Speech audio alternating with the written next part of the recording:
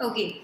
Now coming towards the next topic, which is very important regarding this chapter, that is your objectives of a business. First of all, what we mean by objectives? Objective basically refers to the aim of doing something, right? It is the aim of doing something. When one start a business, it's obvious that while starting a business, he will set up few objectives which are required to be achieved, because one will do something only if he is having some objective which is to be achieved, the goal which should be achieved. Otherwise, there is no meaning of doing something, right? So here today we are going to discuss those objectives that one will discuss before starting the business. Okay, so one should be very clear about these objectives. And what are those objectives? Let's discuss them one by one. First of all, the main objective, the first and the foremost objective of a business is to market standing. What one mean by market standing? Market standing is basically the position of one in the market. Say, just like you, for standing yourself, you need to be very fit and healthy, right? Same like a person, in case of business as well, one can only survive in the market only if he is having a perfect standing, and for that he should be competitive with the other competitors, right? He should be able to compare his product as a best with the as compared to the competitor. So this is what the first objective of a business mean, that is the market standing. One should make the first objective as market standing. Okay, now coming toward the second objective, which is your innovation. Innovation, just like market standing is relating to your competitors, as compared to the competitors and survival. For innovation, if we will talk about innovation, innovation is also necessary for survival. How? See, just like a human being is having a life cycle, that is first born as a baby, then will grow to the teenage, and then adult, and then aged, and then even after some time he will be dead, right? Just like that, just like this life cycle, and he will grow again, right? Just like this life cycle of human being, even a product is also having a life cycle. That is, first when we produce the good, and if it is a new in the market, it will be most demanding in case it is satisfying the human wants, right? But after a few time, what one will see is the competitors will enter to the market, and what happen is they will introduce their product at some better, that will be either having some better qualities which will be even in which your product was lacking behind, right? And apart from that, they will, it may be possible that they are providing at less cost, right? So the competitors will enter to the market, and the consumers will be shifted to that product. After that, what happen is you will see that your product has no more demanded. So it's obvious, before this, what one need is to innovate a new product, so that again the growth process will be goes on, and you will be able to survive in the market. Otherwise, the situation arises, shut down. You will be required to shut down your business. Okay, that is why innovation is necessary for innovation is basically refers to the new ideas and new products. Okay, so these new ideas are very necessary for a business to survive in the competitive world. Okay, now coming towards the third objective, which is we have discussed before as well, profit earning. Right, this is the foremost, this is the main objective for which one will start the business. Even in the definition we have discussed that the main objective of the business is to earn some profit, right? Either by increasing the sales volume, that is the quantity one will be able to sell, or by increasing the profit margin.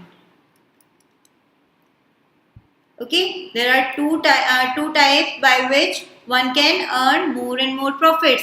Okay, so second and third. Coming toward the fourth objective of a business, which is your productivity.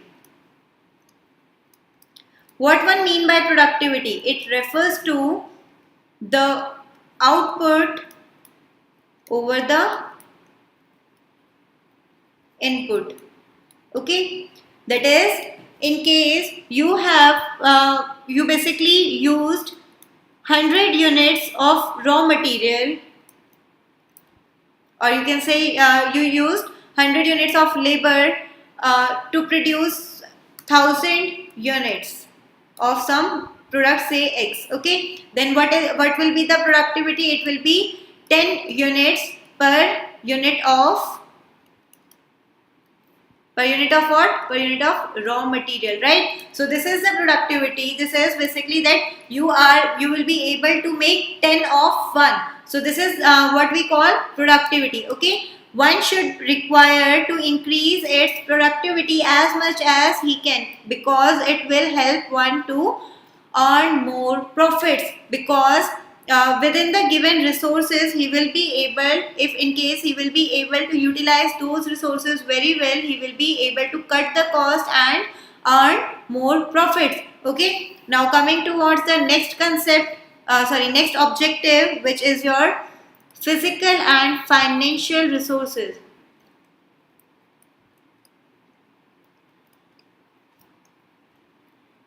The next objective is your physical and financial resources. First of all, what we mean by physical resources? Physical resources are basically your assets, your plant and machinery, the land and building, or the office furniture, fixtures, etc. Okay, and apart from this, what we mean by financial resources is your cash, capital. Okay, so being taking it as objective of a business, what we mean by physical and financial resources, not just the arranging of the these resources is necessary, but also the proper utilization is required to be done. Otherwise, what will happen is it will increase your cost and decrease your profit. That is why physical and financial resources is also an important objective of the business. Okay, coming towards the next objective, which is your manager's performance. See, who is the manager? First of all, manager is basically a person who is managing all your business. Okay, as if we can say that your business is completely dependent upon the manager. So it is obvious that to survive in the market, the manager should be efficient enough, right? And to increase the efficiency of this manager, to increase the performance of this manager,